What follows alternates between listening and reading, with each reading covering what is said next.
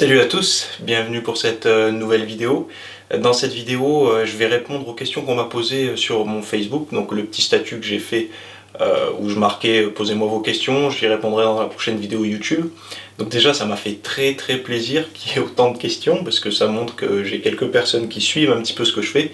Donc honnêtement ça m'a fait super plaisir. Donc je vais pas perdre de temps parce qu'il y a quand même pas mal de questions. Je pourrais pas répondre malheureusement à toutes les questions parce qu'il y en a c'est des pavés franchement et qui sont vraiment trop personnalisés. Donc après si vous voulez vraiment avoir des réponses très complètes sur un sujet, je vous oriente plutôt vers ma zone membre où il y a déjà plus d'une trentaine de vidéos qui traitent des sujets beaucoup plus précis. Là je vais essayer de faire quelque chose de plus synthétique et plus rapide finalement.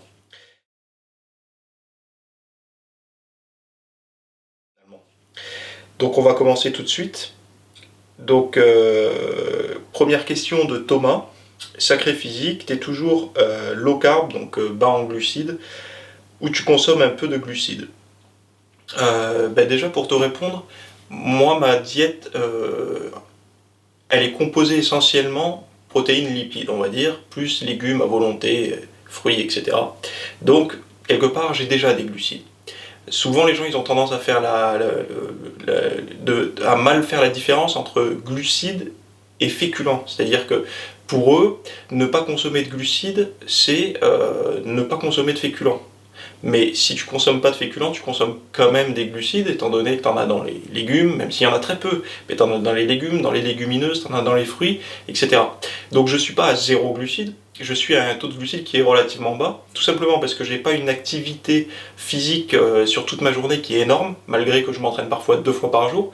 Après j'ai un travail, on va dire, de type sédentaire, donc forcément j'ai pas besoin d'avoir autant d'énergie.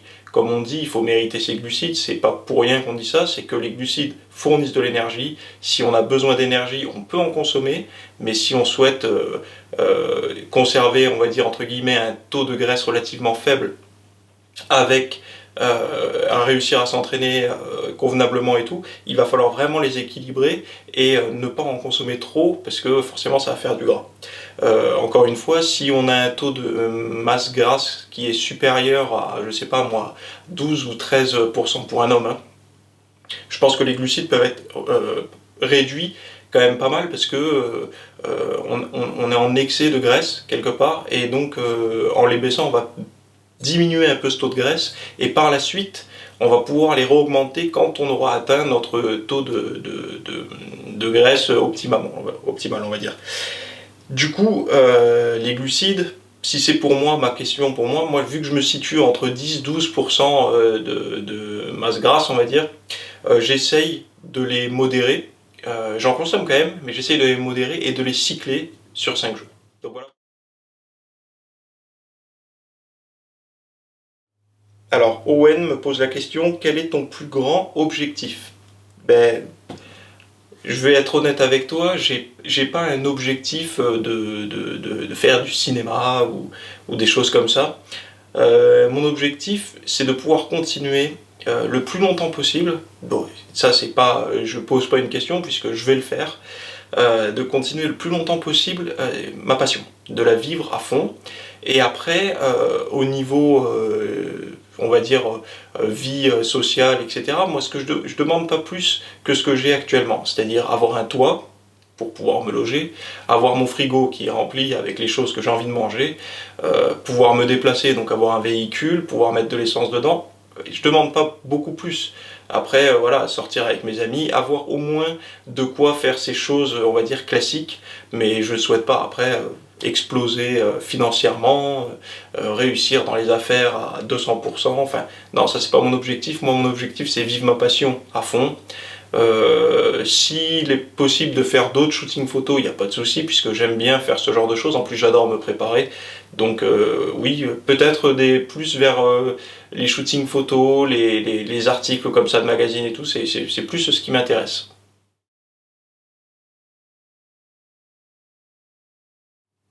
Cindy, à quand un sujet pour les filles? Je suis intéressé. Je suis pas le mieux placé pour parler de la musculation des femmes parce que déjà je suis un homme et enfin, j'aime bien parler de ce que je maîtrise plus ou moins. Donc pour te répondre, il y a une chose que je sais par contre qui est sûre, c'est que les femmes elles ont tendance à ne pas s'orienter vers la musculation de type, on va dire, musculation celle que pratiquent les hommes, quoi, le bodybuilding ou le culturisme ou quoi. Mais j'aime pas trop utiliser ces mots parce que on a encore cette mauvaise image où quand on les prononce, les gens ils ont le flash d'une personne monstrueuse, dopée, enfin voilà. Donc c'est plus pour essayer de faire comprendre aux femmes que ce n'est pas en vous entraînant avec des charges assez lourdes, de façon intense, en travaillant le haut du corps en plus du bas du corps, que vous allez forcément devenir une mutante. Non, ça c'est faux, tout simplement parce que la masse musculaire, vous n'allez pas exploser d'un coup comme ça. Et regardez les mecs qui sont en salle de sport depuis des années, qui galèrent à prendre quelques centimètres, alors qu'ils se donnent tous les moyens, ils poussent le plus lourd possible, etc. Si pour les nanas vous faites quelque chose de un petit peu plus lourd avec des entraînements de type vraiment musculation en série, je sais pas moi, de 6-12 reps, en essayant de chercher un petit peu l'échec musculaire parfois, vous allez avoir que des avantages. Honnêtement, après avoir regardé pas mal de photos, de types d'entraînement, etc., des nanas qui sont fitness, on va dire aux États-Unis ou même en France, il y en a quelques-unes, hein, on se rend compte rapidement que les plus beaux physiques sont les physiques qui travaillent avec des belles charges, avec une intensité d'entraînement similaire à celle des hommes. Et ça, c'est clair et net que de toute façon, si les nanas elles veulent avoir de belles fesses bien bombées, bien musclées, des belles cuisses, des belles petites épaules, un dos un petit peu cintré, etc., il va falloir commencer à travailler avec des belles charges d'entraînement, au moins, enfin des belles charges d'entraînement pour son niveau de force. Toujours, il ne faut pas essayer de mettre des charges qu'on ne peut pas soulever, mais toujours essayer de chercher un petit peu cette intensité, cet échec, plutôt que de passer des heures sur un elliptique, un tapis de course, ou de faire des séries interminables sur des machines à fessiers ou des machines à cuisses. Donc orientez un petit peu plus votre entraînement vers un entraînement classique de muscu, avec une alimentation, de toute façon vous êtes plus porté sur l'alimentation que les mecs, donc vous avez plus tendance à bien vous renseigner, à savoir que le régime ça joue quand même pas mal, malgré que vous avez quelques gourmandises, mais après c'est au cas par cas, c'est différent. Mais essayez d'adopter l'environnement muscu comme le ferait un mec finalement, diète à fond, muscu à fond, en plaçant votre cardio comme vous le pouvez, et les résultats honnêtement ils sont souvent fantastiques quoi, quand les nanas elles commencent à faire de la muscu bien pure et hardcore quoi.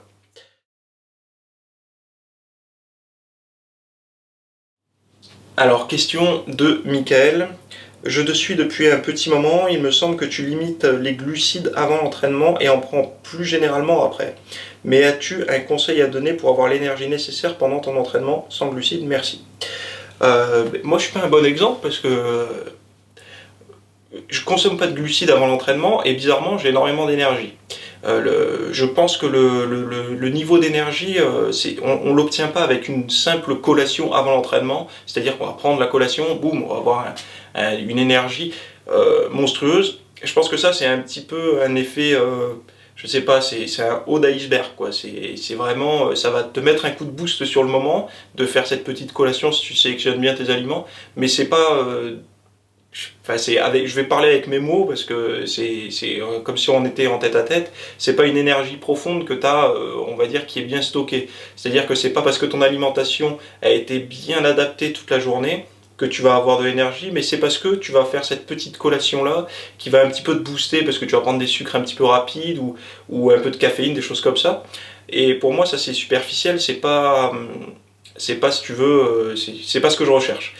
Par contre, si ton alimentation, comme moi je fais plus ou moins, est relativement équilibrée, toujours en sélectionnant des sources de glucides, index glycémique bas, les autres repas de la journée quand j'en consomme bien sûr, ça me permet d'avoir de l'énergie qui sommeille quelque part, où j'ai mes stocks de glycogène qui sont pleins et j'arrive à faire de bons entraînements. Bizarrement, je fais les meilleurs entraînements quand je suis à jeun et quand je n'ai pas de digestion en cours. C'est-à-dire que par exemple, si je mange vers midi, que je fais pas de collation l'après-midi et que je m'entraîne le soir vers, on va dire, 18-19 heures, c'est ce genre d'entraînement où j'ai le plus d'énergie.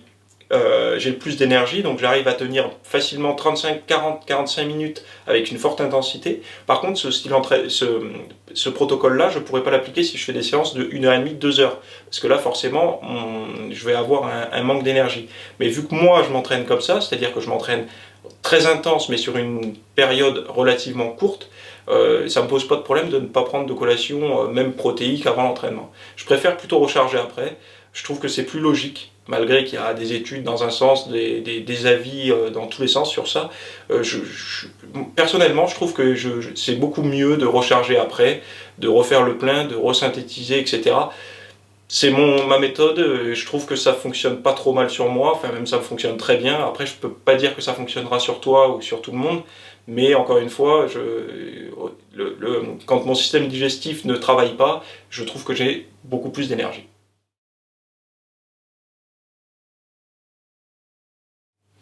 Alors, question de Nicolas, pourrais-tu expliquer les cycles, comment les faire et quand, si possible, vu que je stagne?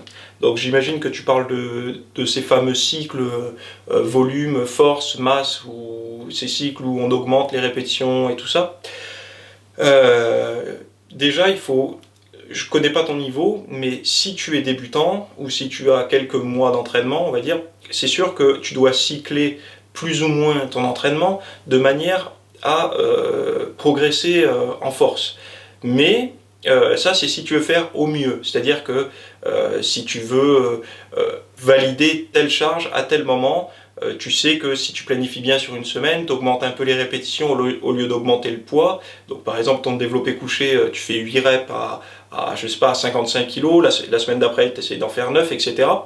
Et après, comme ça, tu peux te fixer sur carrément une année, un planning de progression et te dire, non, logiquement, si je progresse correctement, à telle date, je serai à tant de kilos. Donc ça, c'est bien. Mais honnêtement, je ne l'ai jamais fait de ma vie. Je te le dis clairement, j'ai jamais fait ce type de progression sur le très long terme. Je l'ai fait sur des plus courtes périodes. Quand je mangeais beaucoup, je me suis dit, tiens, je vais en profiter pour essayer de voir si j'arrive à prendre un petit peu en force. Mais je n'arrivais pas vraiment à le suivre. Donc, c'est efficace, parce que ça te permet d'être sûr de valider des charges plus lourdes. Mais encore une fois, progresser en force, progresser en muscle et en esthétique, pour moi, on ne peut pas tout mélanger, mettre dans un shaker et dire, voilà, tu progresses, ça marche. C'est pas trop comme ça qu'il faut voir les choses.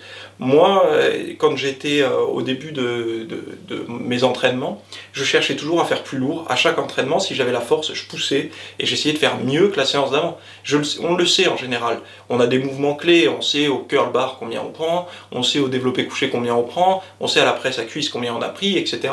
On sait le maxi qu'on a fait la séance d'avant. Parce que quand on démarre plus ou moins la muscu, c'est des charges quand même impressionnantes. Quand on se dit j'ai poussé 150-200 kg à la presse, j'ai poussé 200 kg, tu dis ça quand tu rentres devant tes potes, etc. Tu vois, ça impressionne, donc tu t'en rappelles le chiffre. Tu sais que si la séance d'après tu fais 205 kg, voilà, tu sais que tu as progressé, quoi. Moi je voyais plutôt les choses comme ça, et j'ai jamais, si tu veux, sur le très long terme, fait des cycles de progression. Donc pour moi, si je devais te donner une réponse claire, c'est que si tu as besoin de quantifier en termes de kilos, en termes de répétitions, ta progression, dans ce cas, fais-le.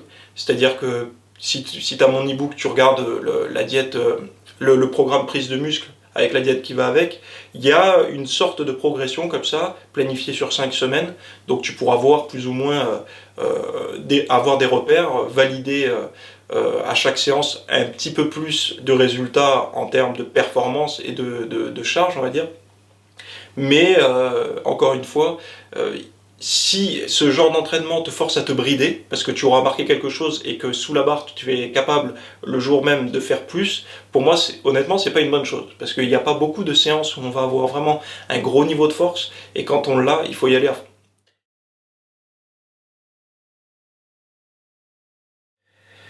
Loïc, le meilleur pré-workout selon toi? Donc on va dire que c'est un booster avant l'entraînement. Les pré-workouts déjà, j'en ai eu consommé, j'ai essayé celui d'Optimum Nutrition, le pré, qui est pas trop mal, honnêtement, parce qu'en plus il n'y a pas de créatine dedans, donc ça risque pas de faire une hypoglycémie. C'est pas trop mal, mais le problème c'est qu'il y a beaucoup de caféine, et je suis quelqu'un qui consomme déjà du café toute la journée, donc je bois plusieurs tasses de café, donc rajouter à ça, je crois que c'est des doses de 200 mg de caféine, donc ce qui est quand même entre guillemets pas mal si on a déjà une consommation de caféine à côté. on est toujours comme ça à stimuler son système nerveux et on peut au bout d'un moment commencer un petit peu à le cramer et être fatigué quoi. Pour moi le meilleur booster, donc c'est une petite recette que m'a donné mon pote Christophe Carillo et franchement je trouve que c'est pas mal parce que c'est déjà c'est on va dire qu'on contrôle exactement ce qu'on met dedans et c'est plus ou moins sain. Donc même c'est sain puisque c'est des aliments, enfin c'est des composants biologiques.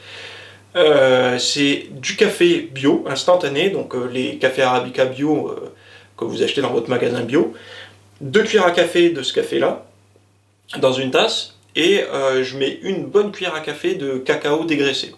Et le mélange, la synergie des deux, fait que j'ai vraiment une bonne endurance et une bonne pêche à l'entraînement. Et déjà, ça coûte que dalle. Et je peux le prendre dans des doses que je peux équilibrer les doses. Donc pour moi, le meilleur, c'est celui-là, parce qu'à tout point de vue, il crée pas de palpitations, il crée pas d'hypertension au niveau des vaisseaux sanguins, vu que tout est biologique, donc il y a beaucoup de polyphénol dedans. Donc je trouve que c'est vraiment intéressant.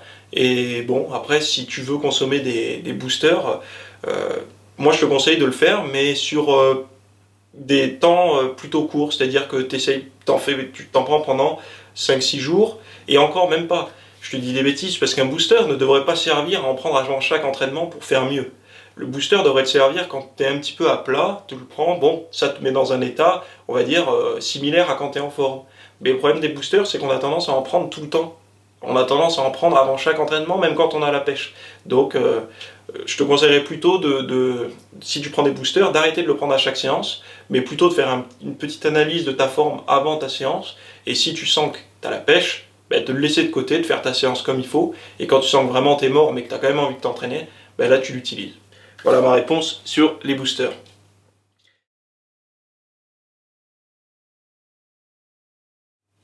Alors Nico me demande expliquer aux gens qu'est-ce que l'index glycémique. L'index glycémique. Je ne vais pas parler en termes scientifiques. D'une parce que je vais pas avoir les bons mots et que je risque de m'embrouiller, donc ça sert à rien. Comment faut voir l'index glycémique? Déjà quand on dit le mot, les gens ils se disent oula ça a l'air sérieux, il faut que je m'y intéresse un petit peu. L'index glycémique, c'est comment dire la réponse au niveau de l'insuline que va provoquer un aliment. C'est-à-dire que l'insuline dans le corps, j'espère que tout le monde sait plus ou moins ce que c'est, sinon vous regardez sur Google, sécrétée par le pancréas. Quand vous mangez, donc quel que soit ce que vous mangez, votre insuline monte. Et on va dire que plus elle monte, cette insuline, plus vous avez de chances de faire du gras. Donc c'est surtout pour les personnes qui sont au régime. Mais aussi, c'est quelque chose qui est anticatabolisant. C'est-à-dire que faire monter l'insuline plus ou moins fortement après un entraînement ou sorti d'une période de jeûne comme la nuit, ça va stopper le catabolisme, donc la destruction des cellules, quoi, donc des cellules musculaires et des cellules graisseuses aussi. Donc l'insuline, elle a un rôle double. C'est-à-dire que si on la conserve basse, on va perdre du gras. Si on la fait monter au bon moment avec une bonne alimentation et un entraînement correct, on va augmenter la synthèse entre guillemets des protéines et la prise de masse musculaire. Puisque les index glycémiques, on va dire, élevés, c'est, je sais pas, le sucre de table, les bonbons, mais même c'est aussi le pain de mie, le pain qui est à table, les pâtes, enfin toutes ces choses-là, enfin même pas toutes les pâtes, mais les pâtes blanches trop cuites, une banane bien mûre, etc., ça va avoir le même effet qu'une canette de coca, par exemple, que le sucre d'une canette de coca. Donc c'est pour ça quand vous regarderez dans mes collations, dans mes recettes, etc., vous verrez jamais ce genre de choses, de pain de mie complet, des trucs comme ça. C'est plus des aliments type quinoa, plus il y a de fibres dedans, plus ça va ralentir cette digestion, limiter l'impact de la glycémie, enfin la hausse de la glycémie. Donc l'index glycémique, pour avoir un repère, c'est que il faut t'y intéresser le plus possible et essayer de trouver des aliments qui l'élèvent le moins. Donc, et il faut essayer de garder sur la journée ta glycémie le plus bas possible. Même si tu essayes de prendre du muscle, je conseille plutôt d'essayer de la garder, on va dire, plus ou moins stable. Parce que c'est pas forcément bon de trop stimuler comme ça son pancréas, ça risque de l'épuiser à long terme. Donc voilà. Mais après, vous trouverez beaucoup plus d'informations plus détaillées et plus scientifiques sur Internet en tapant définition IG, vous mettez et vous verrez tout de suite plein de choses. Je vous conseille d'ailleurs le site lanutrition.fr qui a même un tableau avec les aliments et en fonction des aliments, vous avez l'index glycémique. Donc il n'y a pas tous les aliments, mais il y en a quand même déjà pas mal.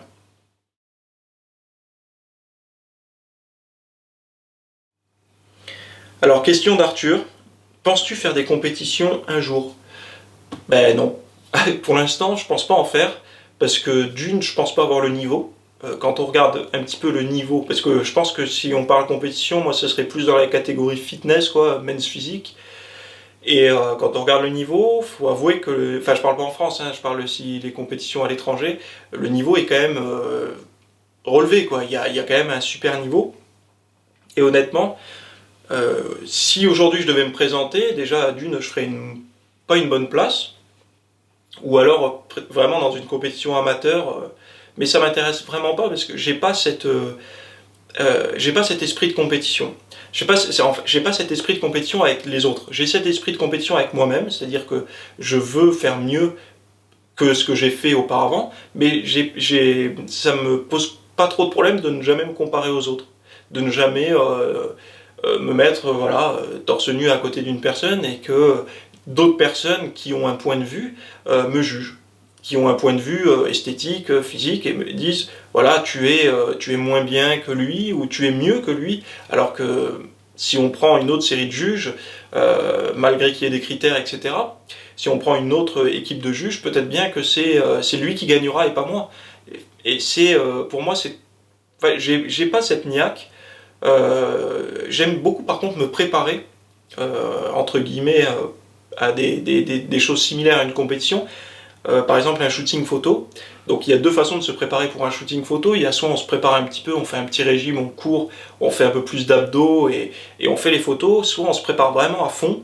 Et quand je dis on se prépare vraiment à fond, c'est que j'en ai parlé à un culturiste récemment. Quand on se prépare pour un shooting photo, ça ressemble de très près à une diète, enfin à une préparation pour un concours, sauf que on peut se permettre à un shooting photo d'arriver un peu moins volumineux. Donc on a moins besoin de gérer ce rebond pour être vraiment massif.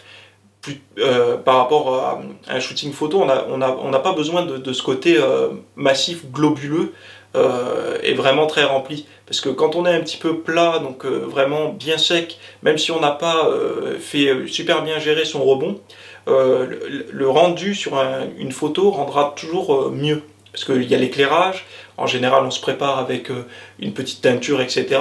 Donc c'est différent, mais la préparation est intéressante et il y a une grosse difficulté dans les shootings photos que les gens ne voient pas tant qu'ils ne en ont pas fait, c'est qu'ils pensent qu'on arrive, on fait 3-4 pauses et c'est terminé.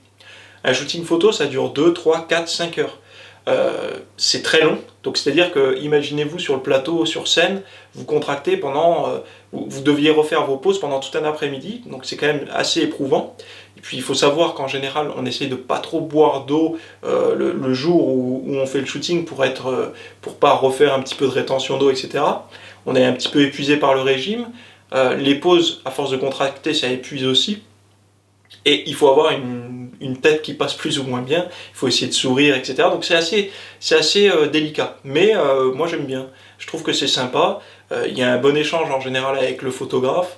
Et puis on découvre, il nous fait poser, il a un regard autre sur notre physique, donc il sait, à force de nous voir nous placer dans le studio, il sait la pose qu'il va bien rendre sur ses photos, et nous ça nous permet après plus tard de nous améliorer, et ça fait toujours des souvenirs qui restent, parce qu'en général le photographe, il s'en va pas comme ça terminé, et puis il garde les photos, et puis tu le revois jamais. Non, en général il te passe les photos, enfin ça dépend du contrat, mais en général, enfin moi, dans les contrats, je demande toujours à récupérer les photos, et comme ça fait des souvenirs, et puis ça fait aussi des repères pour se dire, tiens, là je sais que j'étais à la fin de ma diète de sèche, j'avais bien géré ma rétention d'eau, etc.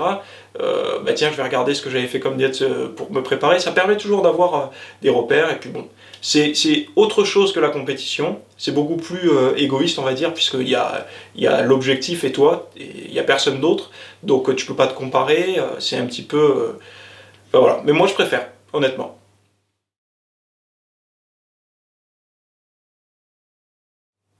Alors une question de Vince Vince me demande comment limiter le développement d'un point fort sans forcément arrêter de l'entraîner, afin d'avoir le temps de rattraper un point faible. Ben, je vais prendre un exemple concret. Par exemple, si ton point fort c'est le dos, tu as un dos énorme, tu as un dos super musclé, tu te dis bah attends, je vais ralentir un peu parce que j'ai des biceps tout fins, donc il faut que je travaille mes biceps. Ce que je vais te conseiller, moi, c'est qu'au lieu de faire ton dos, tu vas arrêter de faire ta séance dos et tu vas continuer de faire ta séance bras par contre, mais tu vas ajouter une autre séance bras le jour de ta séance dos. Je m'explique. Si par exemple c'est ton dos en point fort, comme je disais, au lieu de faire tes exercices de dos, tu abandonnes tout et tu fais ton entraînement de biceps. Donc un entraînement de biceps qui va différer de celui que tu fais déjà habituellement, histoire de voir un petit peu d'autres mouvements, de stimuler autrement en fait tes muscles. Et voilà. À la fin de cet entraînement de biceps, là par contre, tu inclus 2 exercices de dos. 2 exercices de dos que tu feras de manière relativement intense quand même, mais ça suffira. Si c'est ton point fort, 2 exercices avec pas mal de charge quand même, une bonne intensité, ça suffira à maintenir tes progrès passés. Et ça te permettra aussi vu que tu auras déjà bien pré-fatigué tes biceps, qui profitent encore de ces exercices de dos, parce qu'on sait que les exercices de dos, mis à part le soulevé de terre, tous les exercices de tirée, on va dire horizontal ou vertical, ça va quand même te solliciter les biceps. Donc ça va encore faire que tes biceps vont être sollicités. Donc je regarderai plus comme ça, plutôt que de supprimer complètement l'entraînement du point fort. Donc après tu peux appliquer ça à tous les muscles, évidemment.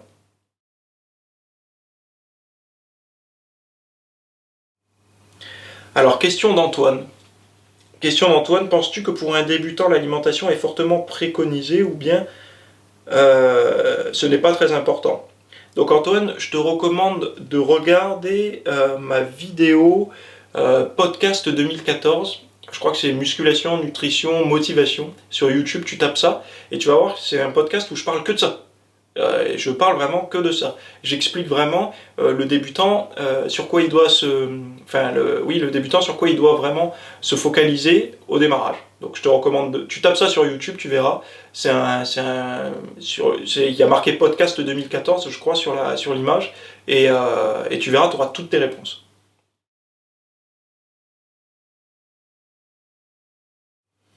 Question de Fab. Salut monsieur, je voudrais savoir comment tu fais une prise de masse sans non plus vouloir prendre beaucoup de gras.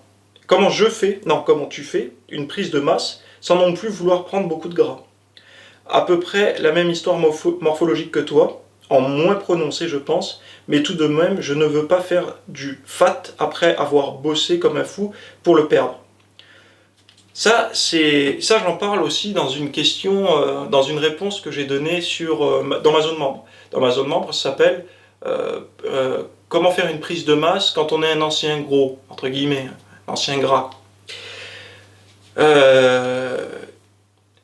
Toujours pareil, si tu veux reprendre du poids, c'est-à-dire refaire du muscle, tu n'as plus les mêmes objectifs. C'est-à-dire que il faut que tu oublies ton objectif de tablette de chocolat, toujours saillante, bien découpée, etc. Il faut que tu te focalises sur tes objectifs de prise de muscle. Si tu veux prendre 1 cm de biceps, 1 cm de tour d'épaule, 2 ou 3 cm de tour de cuisse, si tu veux faire ça sera tes objectifs principaux. Ton tour de taille, on va dire, et tes abdos dessinés, ça sera secondaire. Ce qu'il faut faire, c'est que tu mettes la même intensité et la même envie et la même rage à gagner ces centimètres que tu as eu dans le passé à essayer de perdre ta graisse au niveau du bide ou autre. Encore une fois, ça s'obtient pas par une diète de merde. C'est-à-dire que ça s'obtient par une diète réfléchie. Ça s'obtient par une diète qui ne passe pas du jour au lendemain à une diète de 1500 calories à une diète de 3000 calories. C'est quelque chose qui se fait graduellement et qui s'analyse chaque semaine. Si par exemple tu changes ta diète et tu vois que ton tour de taille il évolue beaucoup plus vite que tes mensurations entre guillemets musculaires, c'est pas bon, c'est que tu as trop chargé sur les glucides, tu as trop chargé sur les calories de façon globale. Autre chose, dans tout ce que je lis en France, malheureusement, les diètes ont tendance à être trop pauvres en protéines. Je pense que le taux de protéines, donc réparti sur la journée, est quand même important. Il faut quand même bien se pencher sur les protéines, parce que c'est ce qui va faire vraiment la différence quand tu essayes de prendre de la masse musculaire. Donc certes, c'est pas forcément très bon pour la santé de se gaver de protéines, que ce soit animal, végétal, en poudre et tout ça, mais une prise de masse, c'est pas censé être quelque chose qu'on tient sur toute sa vie. C'est censé être quelque chose qu'on va tenir sur 5-6 mois, puis après essayer de réguler un petit peu ça, d'essayer de faire entre guillemets le ménage sur son physique, de virer la graisse en excès.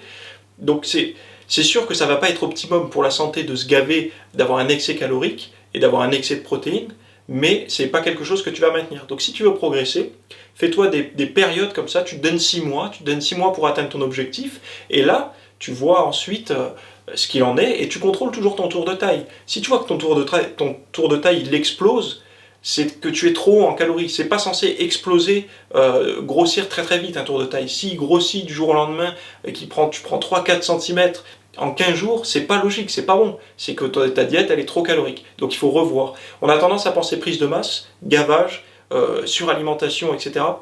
Ça peut être le cas pour certaines personnes qui ont vraiment énormément de mal à prendre du poids, mais encore une fois, ces personnes-là, on se rend compte souvent que dans leur diète, ben, c'est mal foutu, qu'il y a beaucoup de glucides certes, mais il y a très peu de protéines, donc il y a très peu de matière à fabriquer de la masse musculaire.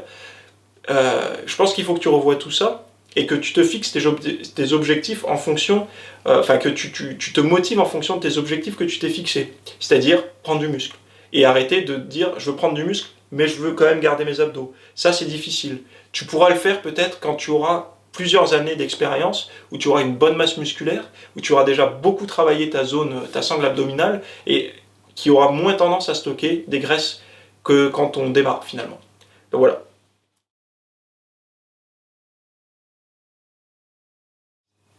Question de Chris. Chris me demande pourquoi lorsque je fais un écart, je fous en l'air ma diète pour plusieurs jours chaque fois. Alors, c'est ça entre guillemets, c'est psychologique. C'est psychologique et c'est une petite réaction entre guillemets inflammatoire, ou je ne sais pas comment on pourrait dire ça, mais quand on fait un repas d'écart, il faut voir ce que c'est comme repas d'écart et il faut voir dans quelles circonstances. Un repas d'écart en régime de sèche, vous allez rigoler, mais a beaucoup moins d'impact sur le physique qu'un repas très riche, très d'écart, en période hypercalorique de prise de muscle. Pourquoi je dis ça? Si on a bien réglé sa prise de muscle, on est juste au-dessus des calories qu'il nous faut, c'est-à-dire qu'on est en léger excès calorique, donc on prend déjà une infime partie de graisse, très peu de graisse, on prend aussi du muscle, mais on en prend quand même un petit peu. Si le week-end ou un jour de repas de triche, tu t'envoies le double de tes calories de la journée. Si la journée, déjà, tu consommes à peu près 2500 ou 3000 calories, et que là, tu vas manger une grosse pizza, un gros McDo, et tu rajoutes 2000 calories. Donc tu doubles presque ta ration calorique journalière. Donc c'est sûr que là, ton corps, il va stocker, parce qu'il est déjà en train de stocker, il est déjà en train de stocker par ta diète que tu fais en prise de muscle, mais en plus de ça, là, tu vas lui amener, boum, une bombe à stocker. Donc c'est sûr que tu vas avoir plus d'effets négatifs. Par contre, le gars qui est en sèche, qui tourne à 1500, 1600 calories par jour, qui est vraiment, il essaye de faire attention à ses glucides, il les réduit énormément, et ça fait 5 jours qu'il essaye de baisser ses glucides, et d'un coup il fait un repas à 3000 calories, il va avoir si c'est un repas de bonne qualité, il n'y aura aucun effet au niveau de la rétention d'eau et tout. En général, c'est plutôt le contraire. On remplit ses muscles, la peau est un petit peu plus collée, etc.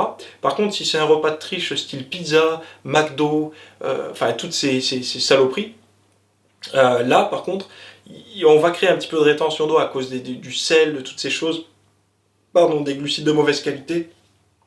Et du coup, là, tu peux aussi avoir cette impression que tu as foutu en l'air ta diète. Mais c'est pas le cas. Une rétention d'eau, tu fais un peu de cardio, tu vas t'entraîner, tu vas vite la perdre. Il faut transpirer. Moi, j'ai vu qu'en transpirant, si tu transpires après un repas d'écart, tu perds très vite la petite rétention d'eau que tu as fait. Donc voilà.